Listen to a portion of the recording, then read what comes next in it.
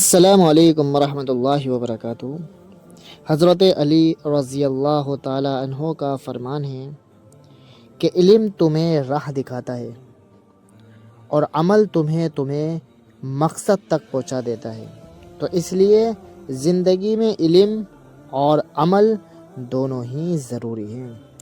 3 چیزیں کبھی زیادہ مت کرنا: کسی کا انتظار، کسی پر اعتبار، کسی پر اظہار۔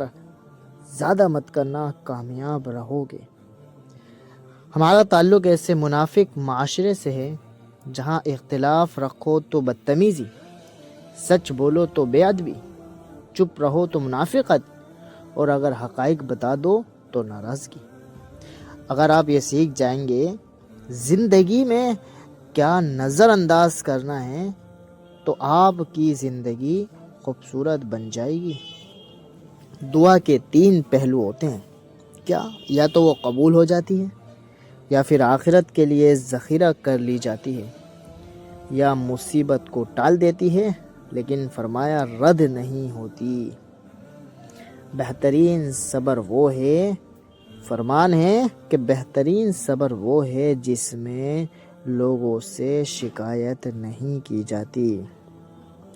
لوگ دل سے اترنے والی حرکتیں کرتے ہیں، باتیں کرتے ہیں اور پھر کہتے ہیں کہ تم بدل گئے ہو۔ سحری کے وقت استغفار کرنے والوں کا ذکر قرآن میں کیا گیا ہے، اور سحری کے اوقات میں بخشش طلب کرنے والے ہیں، ساری رات جاگتے ہیں۔ اگر آپ صرف 10 منٹ سحری کے وقت استغفار کر لیں تو آپ بھی ان لوگوں میں شامل ہو سکتے ہیں۔ استغفر اللہ الذی لا الہ الا هو الحی القیوم واتوب الیہ۔ اس وقت تک آپ کے دل میں اللہ کے محبوب کی محبت آ ہی نہیں سکتی جب تک وہ خود اجازت نہ دے دیں۔ جو غیر ہے وہ درود شریف پڑھ ہی نہیں سکتا کیونکہ اس کی زبان پر درود جاری ہی نہیں ہوتا۔ یہ محبت جو ہے پہلے ادھر سے ہوتی ہے۔ حضرت علی رضی اللہ تعالیٰ عنہ کا فرمان ہے کہ بچہ روزہ رکھ لینا تو ماں سارا دن بچے کو محبت سے دیکھتی ہے، تو فرمایا اللہ تو 70 ماؤں سے زیادہ پیار کرنے والا ہے۔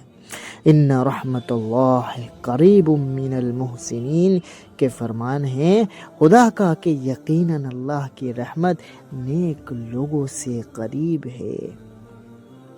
اللہ ہے جو شہ رگ سے بھی زیادہ قریب ہے، اور ہم لوگ ہیں جو یہ فاصلے بھی طے نہیں کر سکتے، ہم یہ لوگ ہیں۔ اور رفتہ رفتہ جب میں نے زندگی کو سمجھنا شروع کر دیا تو پتہ چلا کہ زندگی میں صبر کے سوا کچھ نہیں۔ کوئی بچھڑ گیا تو صبر، کوئی روٹ گیا تو صبر، کسی نے کردار پر انگلی اٹھا دی تو صبر، جو مانگا نہ ملا تو صبر۔ جناب علی جاتے جاتے ویڈیو کو لائک اور چینل کو سبسکرائب کرنا مت بھولیں۔ جزاک اللہ خیرن۔ السلام علیکم ورحمۃ اللہ وبرکاتہ۔